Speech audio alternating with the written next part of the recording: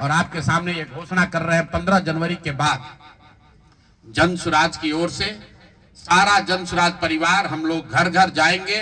इस राज्य के 1,18,000 वार्ड में कि हर उस व्यक्ति तक हम लोग पहुंचेंगे और सरकारी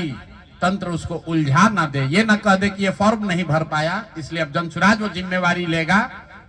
हर वो महिला जिसको 10,000 रुपया दिया गया और ये कहा गया कि अगर आप ये फॉर्म भरिएगा तो आगे आपको 2 लाख रुपए की मदद मिलेगी, अब जन सुराज वो जिम्मा उठाता है। आने वाले 1 साल 1.5 साल तक घर घर जाएंगे और आपके माध्यम से उन सारी महिलाओं को ये बताना चाहता हूं कि आप घबराइए नहीं। सरकार के अफसर आपको कहेंगे कि आप जो सरकारी शर्तें हैं उसको पूरा नहीं कर रही हैं।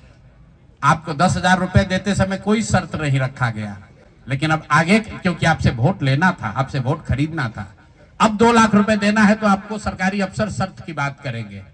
तो सरकारी शर्तों के हिसाब से जो यहाँ के ग्रामीण विकास मंत्रालय ने जो शर्त जारी किए हैं उस शर्तों के हिसाब से उसके मुताबिक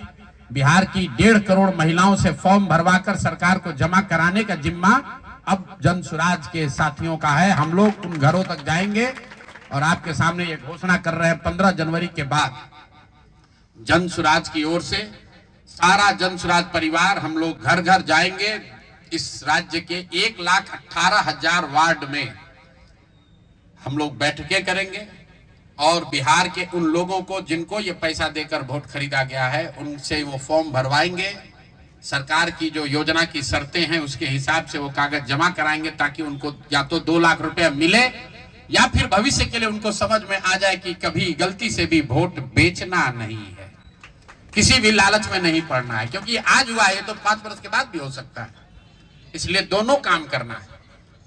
उन लोगों के साथ जब हम लोग बैठेंगे तो उन्हें ये बताएंगे कि देखो